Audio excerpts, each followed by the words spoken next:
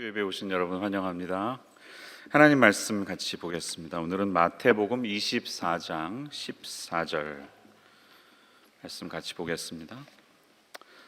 마태복음 24장 14절 말씀 한 절인데요. 우리 같이 읽어보겠습니다. 한 목소리로 같이 읽겠습니다. 시작. 이 천국 복음이 모든 민족에게 증언되기 위하여 온 세상에 전파되리니 그제야 꽃이 오리라. 아멘. 오늘 설교는 우리가 울어야 할 미전도 종족이라는 제목입니다. 주님의 공동체 시리즈가 이어지고 있는데 함께 웃고 함께 우는 것이 무엇인지 말씀 들으시면서 각자의 삶 속에 적용하는 시간이겠죠. 특별히 하나님께서 어떠한 종족들을 바라보면서 울고 계실까, 주님의 마음을 우리도 어떻게 소유할 수 있을까, 그렇게 생각하는 시간을 가지기를 원합니다.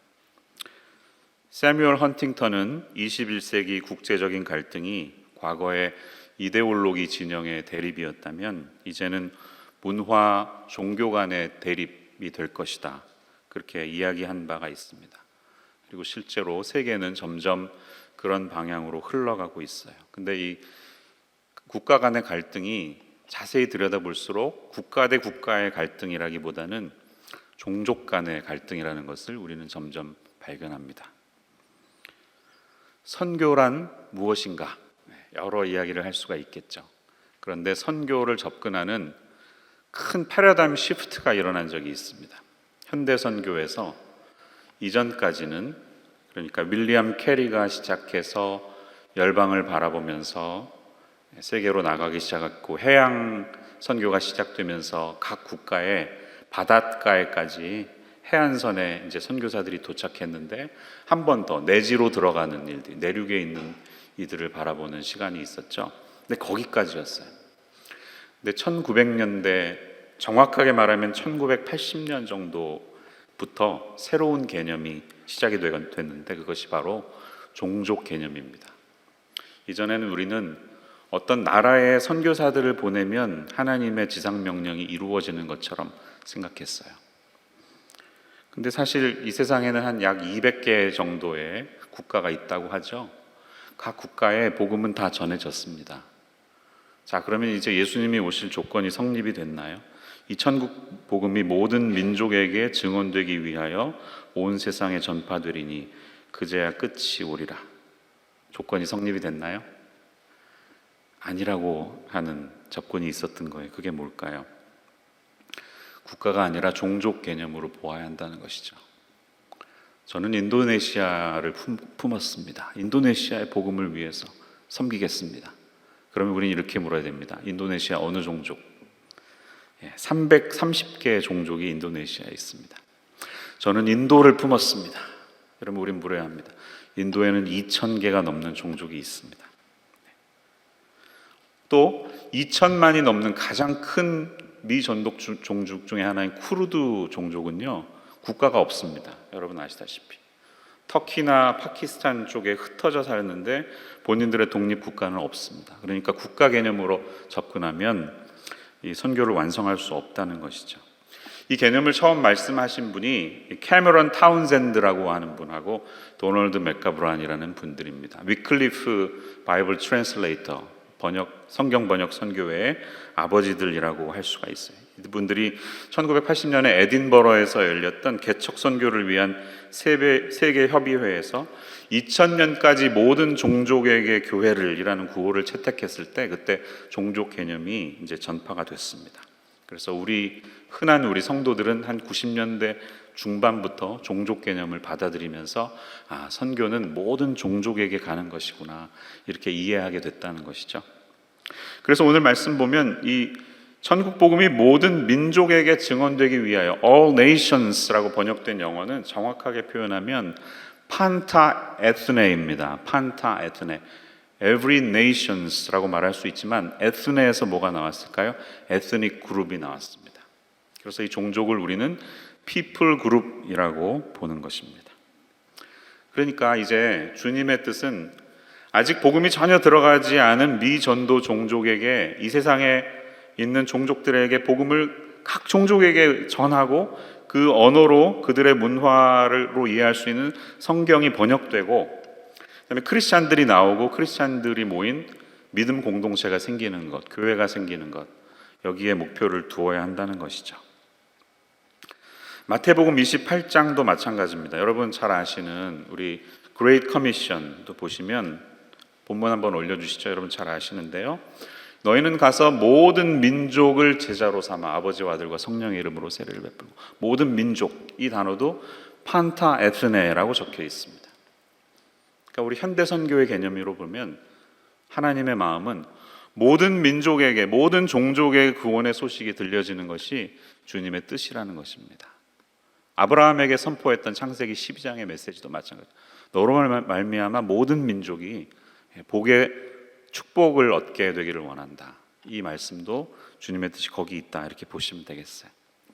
자, 그럼 이 종족, 제가 지금 개념을 설명하고 있는데요. 이 세상에는 얼마나 많은 종족이 있을까요? 화면 한번, What is a people group?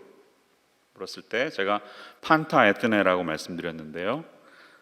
약 17,000개 정도의 종족이 있다고 합니다.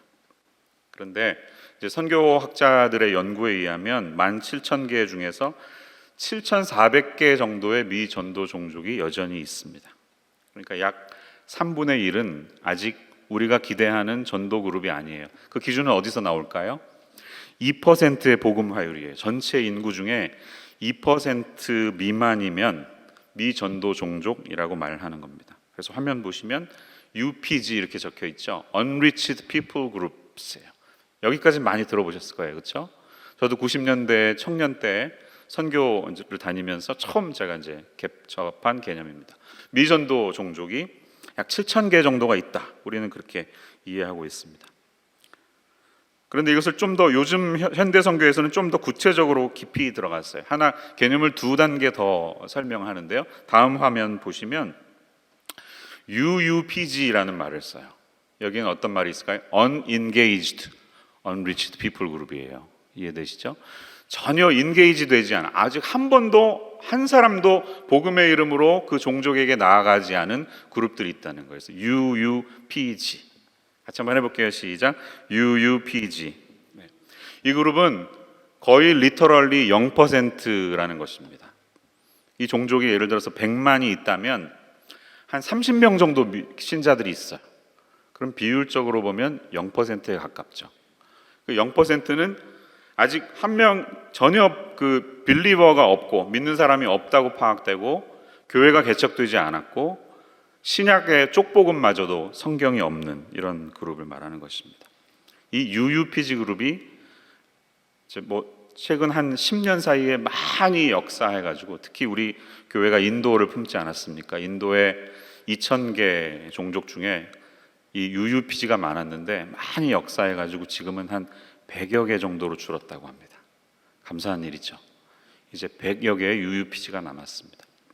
근데 그 사이 중간에 이제 선교학자들이 말하는 MUPG가 있어요. 다음 페이지 보시면 MUPG는 Most Unreached People 그룹이에요. 그러니까 미개척 종족. 자, 7,400개 중에서 더 관심을 가지고 0.1% 복음화율 0.1% 미만의 종족들에게 관심을 갖고 나아가고 사역자들을 보내고 그들을 통해 전도하고 교회를 세워야 하는 그룹이 정리해보면 한 5,000개 정도로 파악이 된다는 거예요. 0.1%가 5,000개. 이들은 130여 개 나라에 흩어져 있으며 인구 수로 따지면 19억 명이 넘습니다. 왜 그럴까요? 많은 그룹들은 인도, 네팔 이런 곳에 흩어져 있습니다.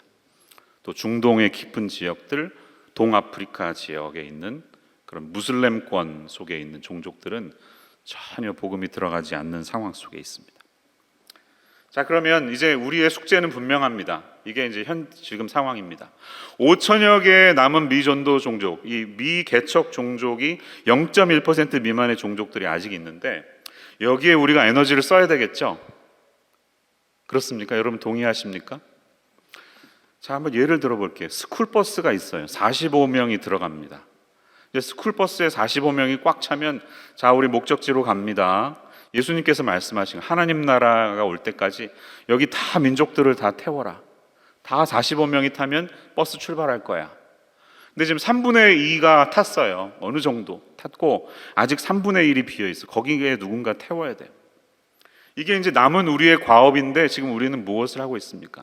지금 많은 교회들과 선교단체들의 사역을 보면 이미 버스에 올라타 있는 3분의 2 사람들에게 먹을 것 주고 그 사람들 건강 체크하고 혈압은 어떤지 재고, 예?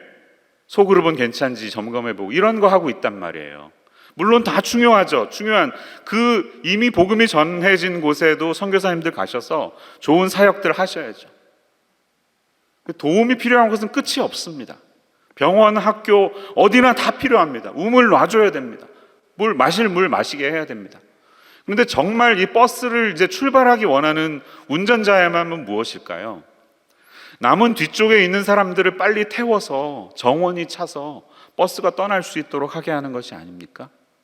근데 우리 현대 교회의 선교는 그런 시각으로 보지 못하고 있어요. 우리 교회도 여러 곳에 선교사님들이 계시죠. 그런데 잘 생각해 보면 이미 거긴 로컬 처치들이 있어요.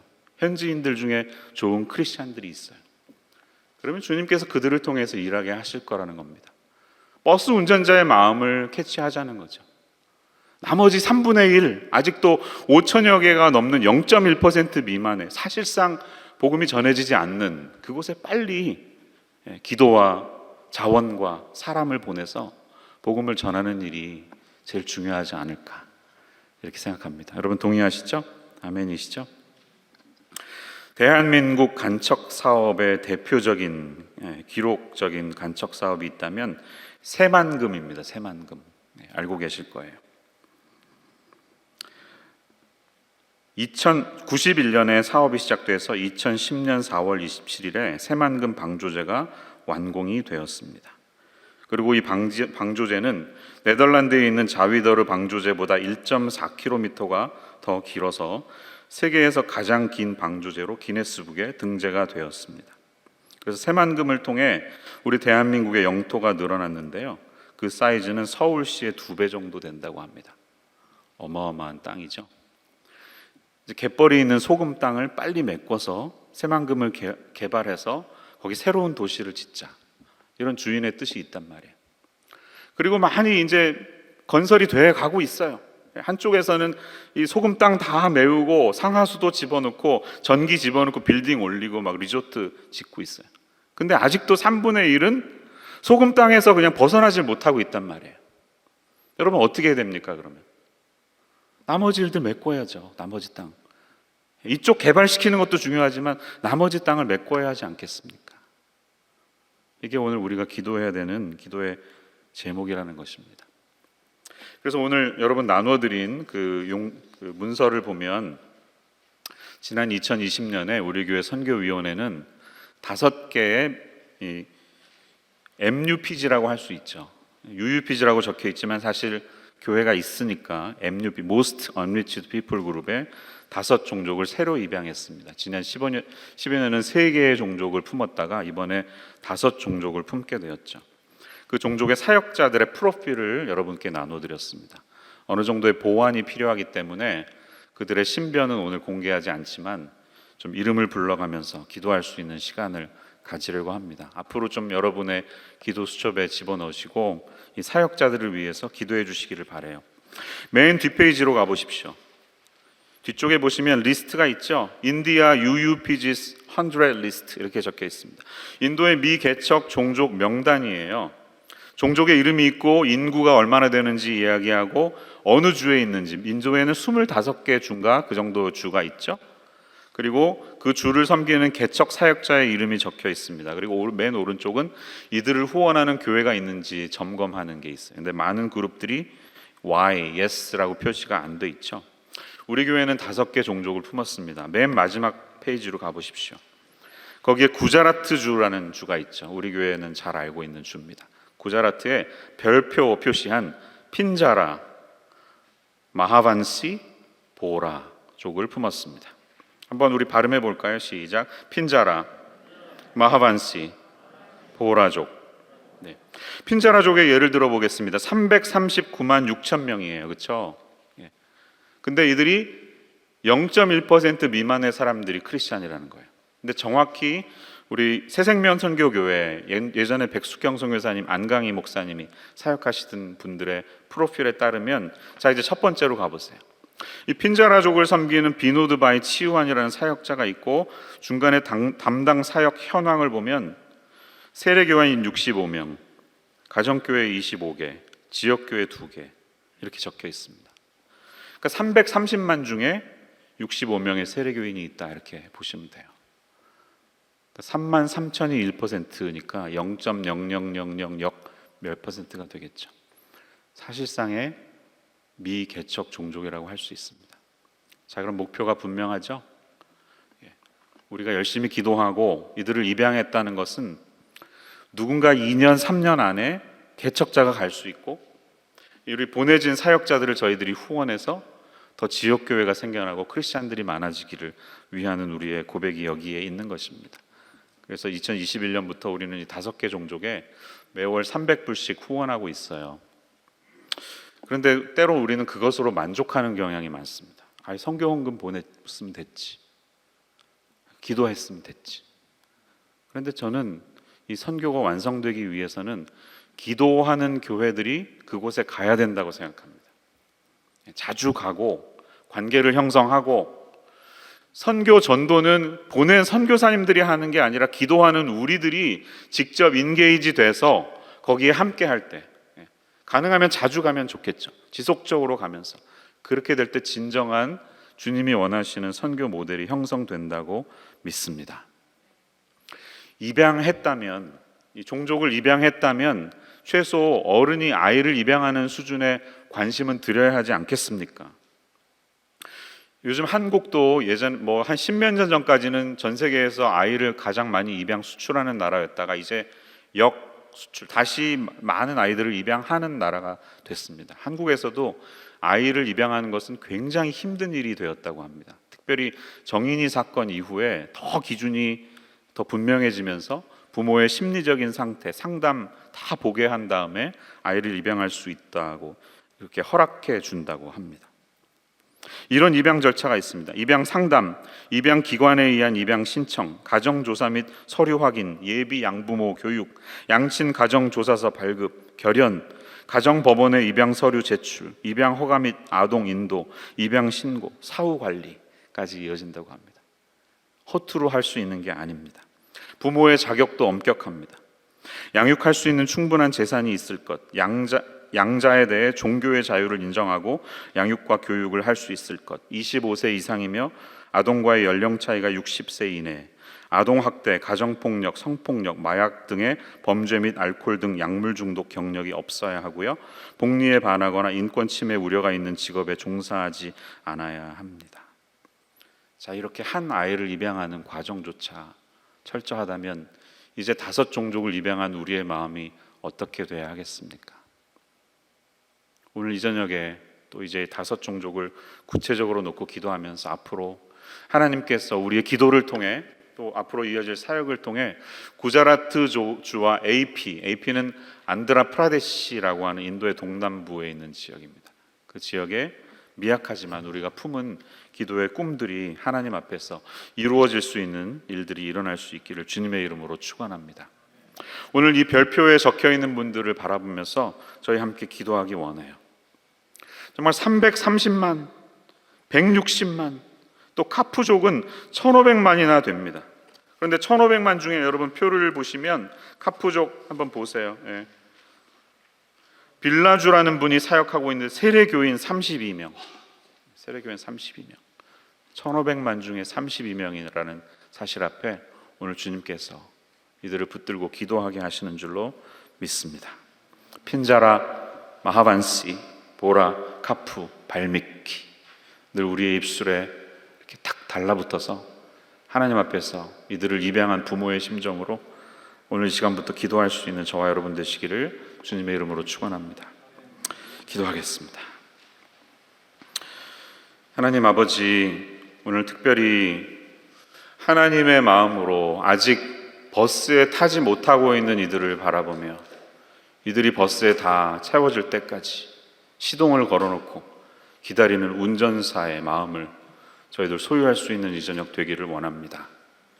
세상 모든 민족이 구원을 얻기까지 쉬지 않으시는 우리 하나님, 주님의 심장 소리를 들으며 저희들에게도 그 심장이 이식될 수 있는 은혜를 허락하여 주시옵소서.